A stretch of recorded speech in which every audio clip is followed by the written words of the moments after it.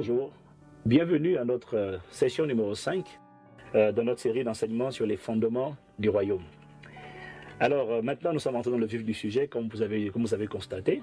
Et la session 4, nous avons abordé le premier point, nous avons dit que la Bible, on l'a dit, on le redit toujours, la Bible, et en fait je vais commencer à chaque fois avec ça pour que ce soit martelé et pour que vraiment nous soyons délivrés de la pensée religieuse ou philosophique. Nous avons commencé depuis plusieurs sessions en redisant la même chose. La Bible n'est pas l'histoire d'une religion. C'est l'histoire d'un royaume. C'est l'histoire d'un royaume.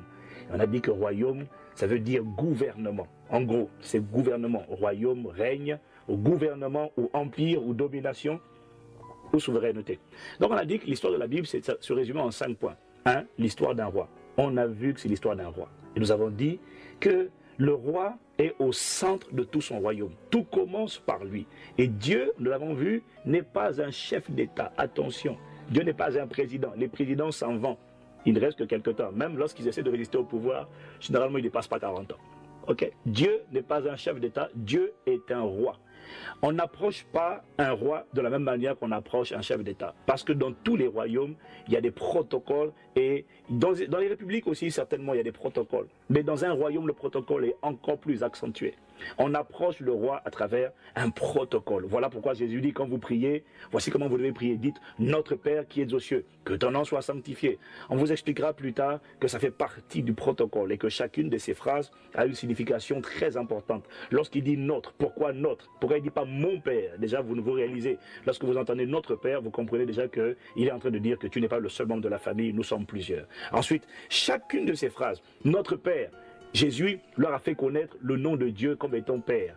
La plupart des gens ont une perception de Dieu comme étant quelqu'un de lointain, quelqu'un de père fouettard. Jésus est venu le révéler comme étant quelqu'un de proche, comme étant un père, et quelqu'un comme étant un père. Et un père donne les repères. Le Père, c'est la source. Donc Jésus est venu révéler que Dieu est notre Père. Ça veut dire quoi? Dieu est celui de qui nous sommes sortis. Donc, il est en train de vous révéler que votre père, vous savez, c'est important de savoir qui est votre père. Parce que pour beaucoup de gens, leur père, c'est leur père biologique. C'est vrai, c'est vrai. Mais ça, on parle du corps. Mais mon esprit, il vient d'où? Il y en a qui remontent à leur ancêtre, il y en a qui remontent à leur couleur de peau et ils se disent, alors nous, le père de la République, c'était un tel, c'était le père de la nation, le fondateur. C'est vrai, le père veut dire fondateur, en fait, c'est ça, c'est vrai.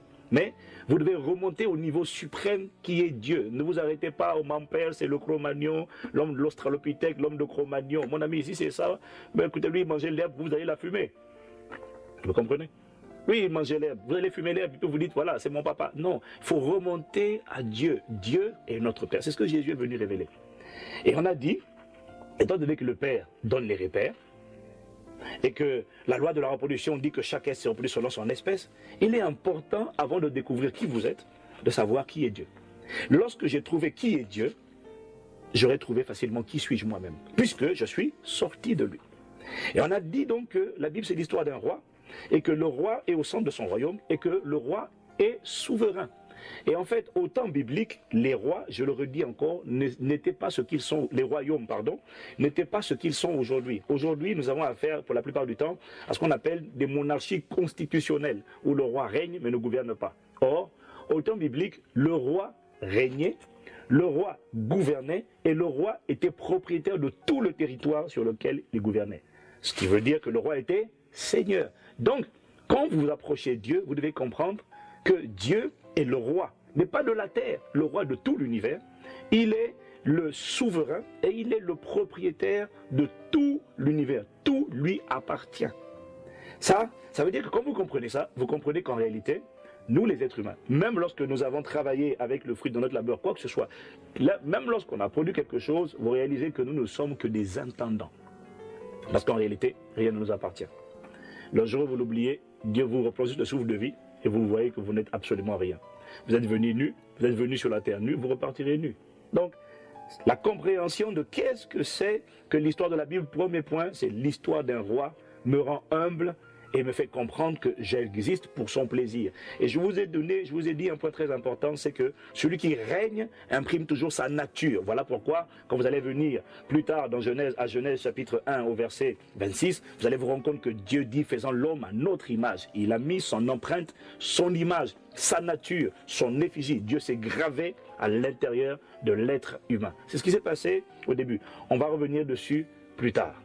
On a dit, donc, au début, c'est l'histoire, premier point, c'est l'histoire d'un roi. C'est l'histoire d'un roi. Maintenant, nous allons aborder le deuxième point. La Bible, c'est l'histoire d'un royaume. Un ami pasteur m'a demandé une fois, il me demandait, parce qu'il m'entend beaucoup parler du royaume, alors il m'a demandé une fois, mais dis-moi un peu, Ivan, c'est quoi le royaume? Puisque ce n'est pas la religion, et ce à quoi, je sais que maintenant vous dites Amen, Amen.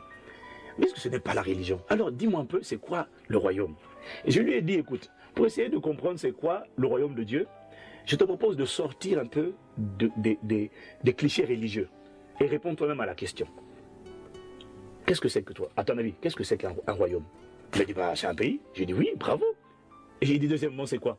Il me dit, bah, c'est un système de gouvernement. J'ai dit, mais voilà, félicitations, tu as tout trouvé. Et voilà, un royaume, je vous ai dit, la Bible, c'est l'histoire d'un royaume. Alors, qu'est-ce que c'est qu'un royaume?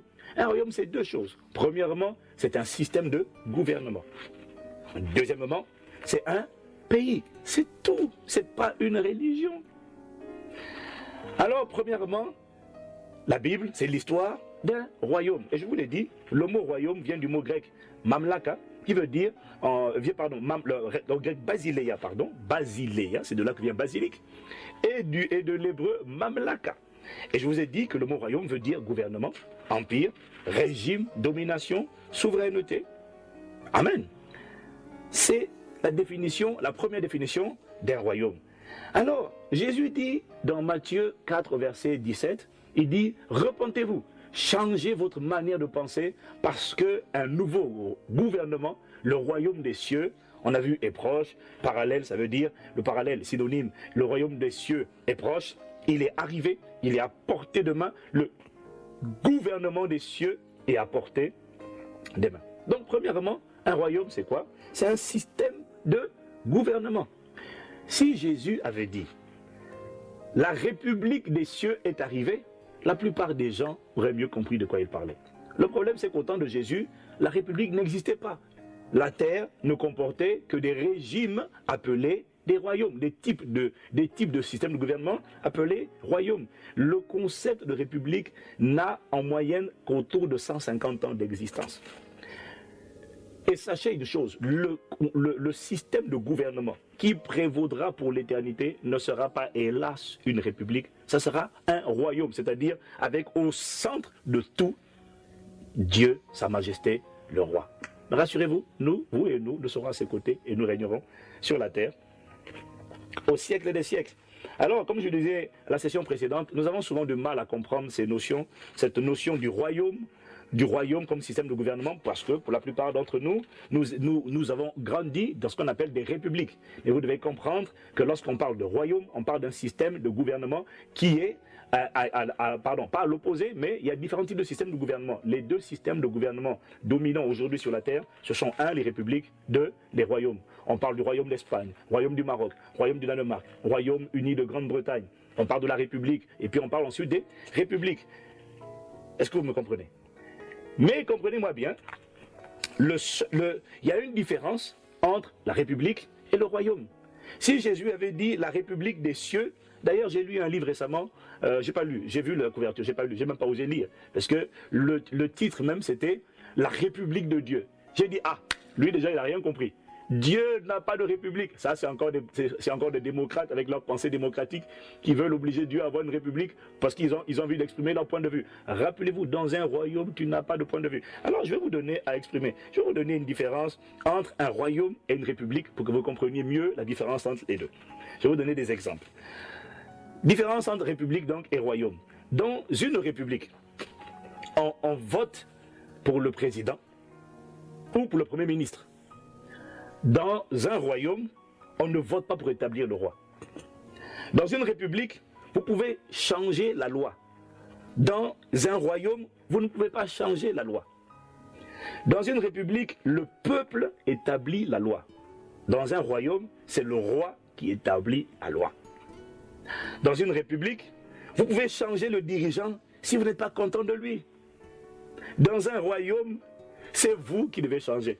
Là, je vois la tête de quelqu'un qui commence à s'assombrir et commence à perdre son sourire. Il dit, oh non, je veux que Dieu change. Écoutez-moi.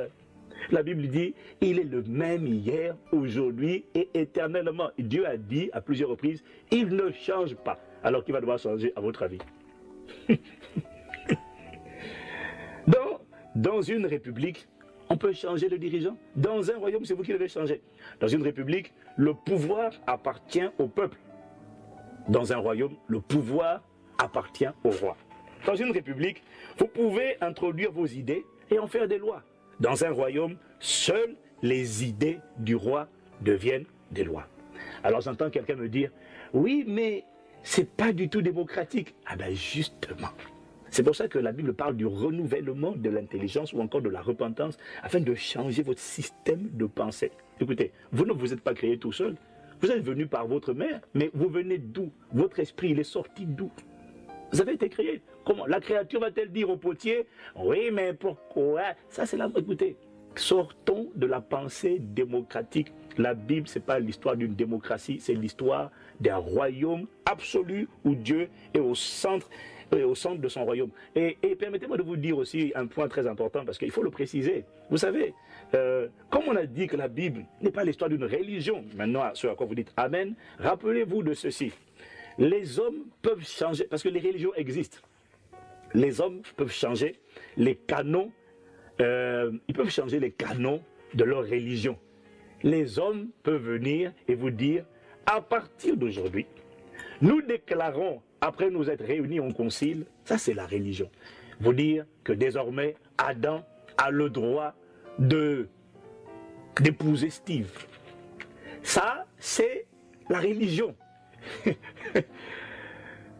Écoutez-moi bien. Ça, ils peuvent amender, ils peuvent améliorer. Oui, je me souviens, avant de me convertir au Seigneur, je me disais, j'écoutais des fois les gens parler de la Bible et je disais, mais comment peuvent-ils dire un livre qui est plus de 2000 ans d'existence? Normalement, il faut le moderniser quand même, il faut faire un peu de toilettage, il y a des choses qui ont changé. Jusqu'à ce que je me convertisse au Seigneur, hélas, enfin pas hélas, heureusement pour moi, et que je découvre qu'en fait, ben, c'est l'histoire d'un roi.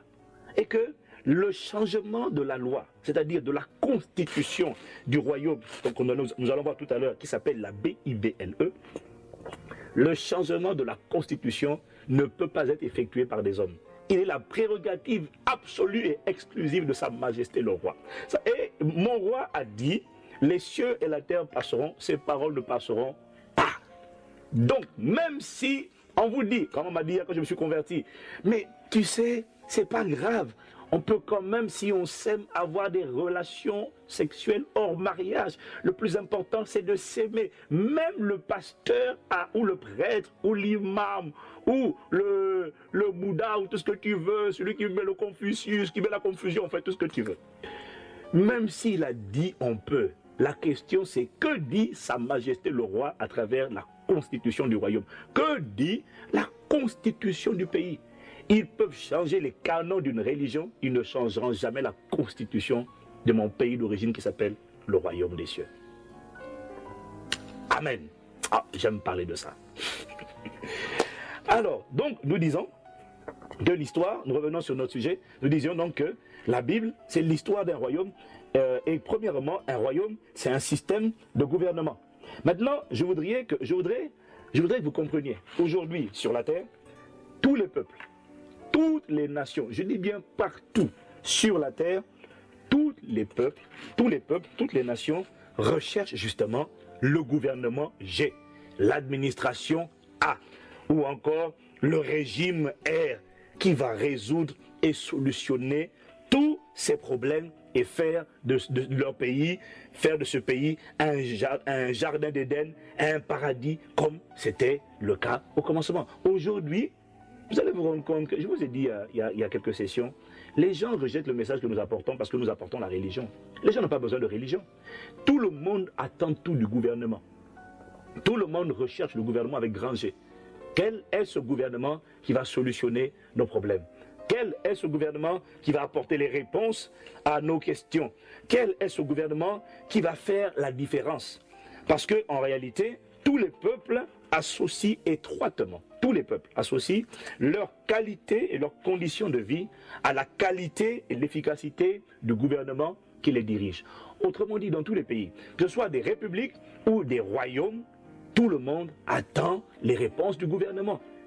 Et aujourd'hui, si vous faites un sondage en France ou aux Antilles ou en Afrique et vous demandez aux gens quelles sont vos aspirations, quels sont vos désirs, quel est le cri, quels sont les cris de votre cœur, il n'y a personne, enfin à part les religieux, il n'y a personne qui vous dira nous attendons une fusée équivalente à Ariane pour pouvoir évacuer la Terre illico presto. Non, parce qu'en réalité sur Terre, les gens ont des challenges, les gens ont des besoins.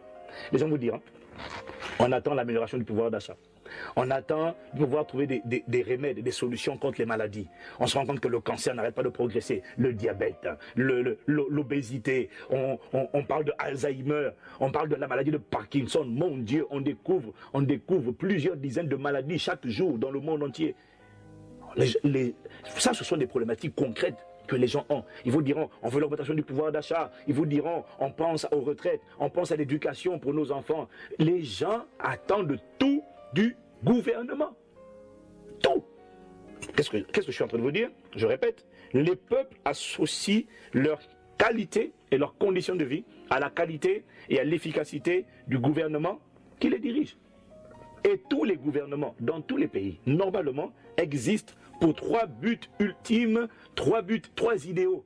Tous les gouvernements, normalement, existent pour trois idéaux. Les gouvernements existent pour apporter la justice, pour apporter la paix et pour apporter la joie. C'est pour ça qu'ils sont mis en place. C'est ce que le peuple attend et c'est la raison pour laquelle, des fois, ils prennent leurs fonctions pour apporter au peuple la justice, la paix et la joie. Parce que les nations aspirent à ça. Les nations aspirent à la paix. Les nations aspirent à la paix. Alors, qu'est-ce qu'ils se sont dit? Alors, dès qu'il y a une guerre quelque part, qu'est-ce qui se passe? La communauté internationale se mobilise autant que possible pour apporter, pour que les armes se taisent, pour qu'il y ait la paix. Alors, ils se disent, si les armes se taisent, s'il n'y a plus de coup de feu, les gens auront la paix. Alors, bizarrement, vous arrivez en Occident, il n'y a pas de coup de feu, il n'y a pas de violence. Du moins pas généralisé comme dans certains pays. Il n'y a pas de guerre. Il n'y a pas de coup de feu. Mais les gens n'ont pas la paix. Hein? La France est en Europe le premier pays consommateur d'antidépresseurs. Antidépresseurs. Il n'y a pas de coup de fusil, on n'entend rien. Il n'y a pas de guerre, mais il n'y a pas de paix. Les nations cherchent la paix. Les nations cherchent la justice. Ça veut dire quoi? On veut que l'innocent soit innocenté et que le coupable soit condamné. Et que le droit soit réparti de manière équitable à tous les citoyens. Ce soit la même justice pour tout le monde. Les nations cherchent la joie. Et voilà pourquoi tous les gouvernements, quand ils sont mis en place, ils essaient d'apporter ces idéaux. Ils essaient de répondre à ces aspirations. Ces aspirations sont légitimes parce que toutes les nations ont besoin de justice. Elles ont besoin de paix. Elles ont besoin de joie. Alors les gouvernements humains, les gouvernements terrestres vous disent, voilà, puisqu'on doit apporter ça, voilà ce qu'on va faire. On va redonner du pouvoir d'achat, on va relancer la croissance économique, on va combattre les maladies, on va vacciner les populations. Pourquoi? Ils se disent, alors notamment en relançant le pouvoir d'achat, en donnant du pouvoir financier, on va baisser les impôts, etc. On va faire ça pourquoi? Pour que les gens aient la joie. En fait, l'objectif derrière, c'est donner aux gens la joie, qu'ils aient la joie.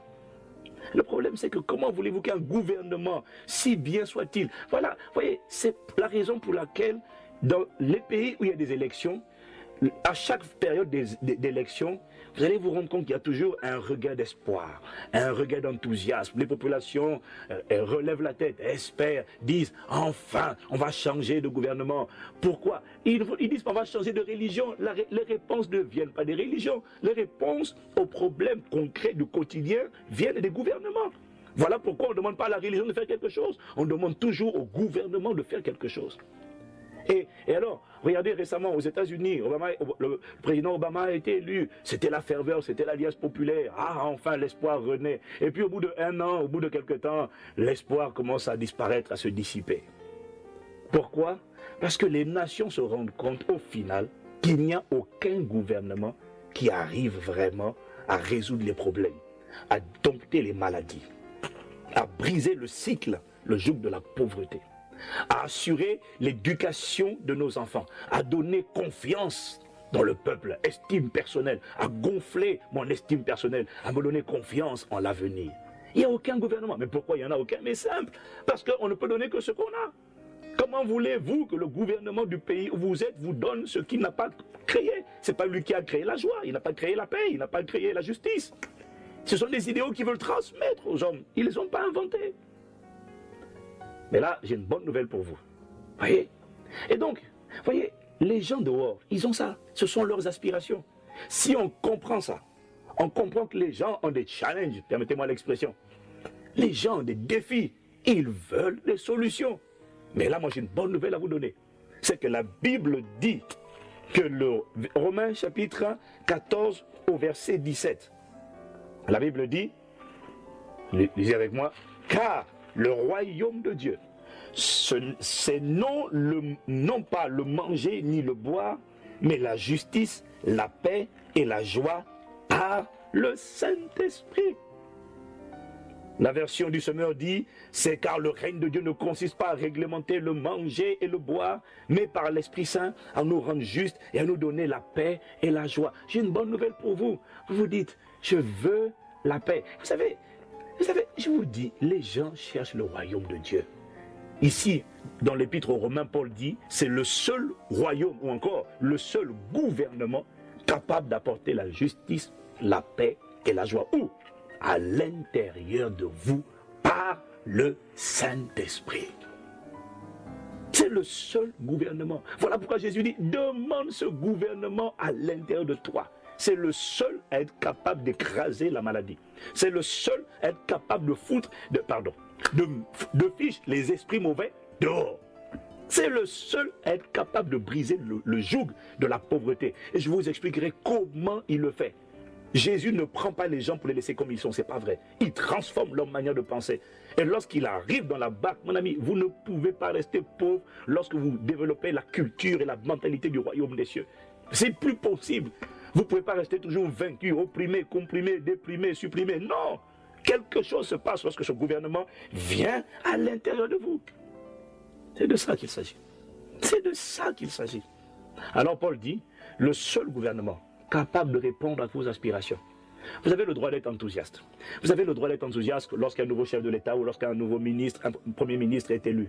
Mais laissez-moi vous dire une chose. Dans peu de temps, vous allez constater les limitations humaines. Parce que malgré la bonne volonté de tous ces dirigeants, ils ne peuvent donner que ce qu'ils ont. Et ils n'ont pas la paix, ils n'ont pas la joie, ils n'ont pas la justice, ils n'ont pas l'amour, ils n'ont pas.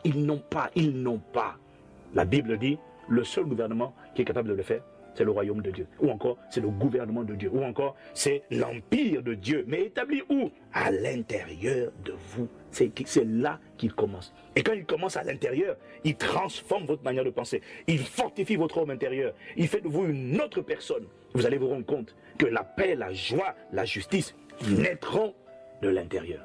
C'est de ça qu'il s'agit en premier. Donc, qu'est-ce que c'est qu'un royaume? Premièrement, un royaume, c'est un système de gouvernement. Ce n'est pas une république. Bénissons Dieu, parce que le fait d'être dans une république aujourd'hui nous ont permis d'expérimenter la démocratie, et très franchement, heureusement. Parce que la plupart des hommes, l'homme, la Bible dit, le monde entier est sous la puissance du malin. L'homme ne peut donner que ce qu'il a. L'homme lui-même, il est colonisé, il est gangréné, il est oppressé par un royaume qu'on appelle le royaume des ténèbres. Et si on les avait laissés, on avait laissé les monarchies telles qu'elles étaient, elles auraient continué d'opprimer et de tyranniser le peuple. Je crois que c'est la raison pour laquelle Dieu a permis que dans l'histoire de l'humanité s'ouvre la parenthèse de la démocratie, mais rassurez-vous, on ne restera pas la démocratie. Lorsque Christ reviendra pour établir son royaume sur la terre, il ne s'agira pas d'une démocratie. Vous n'aurez pas le droit de dire, Seigneur, à partir d'aujourd'hui, peut-on changer? Je ne suis pas d'accord. Dieu vous dira, tu n'es pas d'accord, tu changes de position, tu vas en enfer si tu veux. Je ne t'accompagnerai pas. Et Castalou non plus. La Bible, c'est l'histoire d'un royaume. Et je dis, un royaume, c'est un système de gouvernement. Le deuxième point que nous allons voir, c'est que la Bible, toujours dans le deuxième point, excusez-moi, toujours dans le deuxième point, je vous ai dit, c'est l'histoire d'un royaume. L'histoire d'un royaume. Un royaume, c'est un système de gouvernement, mais un royaume, c'est un pays. Un royaume, ce n'est pas une religion. Lorsque je vous parle du royaume du Maroc, royaume d'Espagne, dites-moi, vous pensez à une religion? Alors pourquoi est-ce qu'on vous dit le royaume des cieux est arrivé? Pourquoi vous pensez à une religion? Mais d'où vient là? Mais Jésus n'a pas parlé de religion. Un royaume est un pays. C'est la deuxième définition. Sauf que c'est un pays, on appelle le royaume des cieux. Je vais vous expliquer la différence entre le royaume des cieux et le royaume de Dieu. Mais le royaume des cieux est un pays. Jésus dit, repentez-vous, changez votre manière de penser. Pourquoi? Car le royaume des cieux est arrivé. Si je vous disais, la République des cieux est arrivée. Ou alors si je vous disais, la République de Chine est arrivée en France. À quoi penseriez-vous? À une religion? Non. Vous penseriez à un pays. Et si je vous disais qu'un pays nouveau est arrivé dans ce pays, vous allez penser à deux choses. Vous allez penser premièrement, ça veut dire qu'ils ont établi une ambassade. Ça veut dire qu'ils ont établi une ambassade, c'est-à-dire une représentation diplomatique de ce pays étranger ici. Vous penseriez à ça? Et si je vous disais, deuxièmement, la République de Chine, si je vous dis, la République de Chine est arrivée en France, vous penseriez deuxièmement, ça veut dire qu'il doit certainement y avoir ici en France désormais une communauté d'individus insérés mais non intégrés qui manifestent totalement la culture de la Chine ici en France. Sortez de la religion, vous allez voir que ce message est simple. Alors, un royaume est un pays. Royaume d'Espagne, Royaume-Uni, de Grande-Bretagne, c'est un pays. Le royaume des cieux. Alors vous devez savoir qu'il y a 3 cieux. Il y a 3 cieux. Premier ciel, c'est ce qu'on appelle l'atmosphère. C'est ce que vous voyez lorsque vous regardez. L'atmosphère. Le deuxième ciel, c'est l'espace. Le troisième ciel, c'est maintenant la demeure de Dieu. En fait, lorsque je dis que le royaume des cieux est un pays, en fait, il faut que je sois plus précis. Parce qu'en réalité, ce n'est pas un pays. En fait, c'est un territoire ou un domaine. C'est une juridiction. Parce qu'en réalité, quelqu'un pourrait me dire, ouais, mais c'est un pays, mais la Terre est une planète, donc la Terre est plus grande que le royaume des cieux. Non, c'est pas ça. La Terre, à l'échelle de l'univers, quand on sort de la Terre et qu'on se met dans l'espace, la Terre ressemble à une petite boule. De rien du tout. D'accord? Donc, en fait, de l'espace, on ne parle pas des Français ou des Américains, on parle des terriens. Vous me comprenez? On parle des terriens. Le royaume des cieux, on dit les cieux, il y a 3 cieux, je répète. Premier ciel, deuxième ciel, troisième ciel. Bon, ce sont des choses que je vais développer dans la session suivante. Mais je vais m'arrêter là en vous disant que le royaume des cieux est un pays. Mais un pays qui n'est pas localisé ici sur terre. Voilà pourquoi Jésus, on l'a déjà vu, Jésus dit, mon royaume, il dit dans Jean, non on ne l'a pas vu. Dans Jean 18, verset 36, Jésus dit, mon royaume, c'est-à-dire mon pays, mon gouvernement n'est pas de ce monde. Jésus n'a pas dit, il n'est pas dans ce monde, il dit, il n'est pas de ce monde, il n'est pas d'ici. Il est originaire d'ailleurs, mais il vient d'où? De ce qu'on appelle les cieux. Les cieux. Lisez Psaume 103 au verset 19. Psaume 103 au verset 19. Voilà ce que le psalmiste écrit. Il dit, l'Éternel a établi son trône dans les cieux et son règne domine sur toutes choses. L'Éternel a établi son trône dans les cieux. Ça veut dire quoi? Le trône dont on parle, ce n'est pas un fauteuil. Dieu n'est pas assis sur une chaise, mon ami.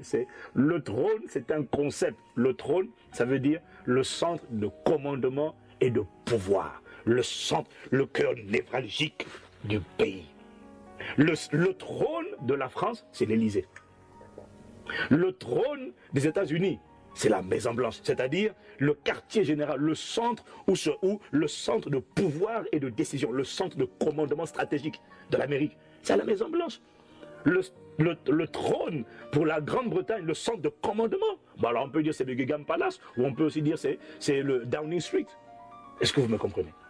Mais la Bible dit, l'Éternel a établi son trône, son quartier général, où? Dans les cieux. Et de là-bas, il pilote et il gouverne et il chapeaute l'univers entier. Alléluia. Frère, c'est un pays. On va voir la prochaine session. Un pays ne se caractérise pas par une religion. Un pays a des citoyens, une religion a des adeptes, mais un pays a des citoyens et surtout un pays se caractérise par une culture. Ça n'a rien de religieux. Seigneur, merci pour cette session. Accorde-nous la grâce d'aller progressivement, pas à pas, d'aller en profondeur. Accorde-nous la grâce de sortir, Seigneur, du moule de la religion. Accorde-nous la grâce de rentrer dans la culture, dans la mentalité des citoyens du royaume des cieux. Pas des adeptes d'une religion, mais des citoyens d'un pays. Seigneur, emmène-nous en profondeur. Nous reconnaissons que ces choses ont l'air simples, mais en même temps, elles sont profondes. Alors, accorde-nous la sagesse, l'intelligence pour savoir en parler, afin que ceux qui écouteront puissent saisir, comprendre, Seigneur, attraper cette parole et qu'elle produise les changements qu'elle doit opérer en nous. Merci de ce que le royaume de Dieu est un système de gouvernement. Merci pour ce gouvernement, Seigneur, qui n'est pas d'ici, mais qui est d'ailleurs, qui est depuis établi. Le centre de commandement est établi depuis le 3e ciel et qui est capable de rentrer en moi et d'en mener la nature et la culture, le parfum et la qualité de vie, les standards de la mère patrie qui est dans les cieux. Seigneur, emmène-nous en profondeur et merci déjà pour ce que tu as fait. Merci parce que ton royaume, ce n'est pas une religion, c'est un système de gouvernement et c'est un pays. Béni sois-tu, Père, au nom de Jésus. Amen. Merci pour votre attention et à la prochaine session. Que Dieu vous bénisse.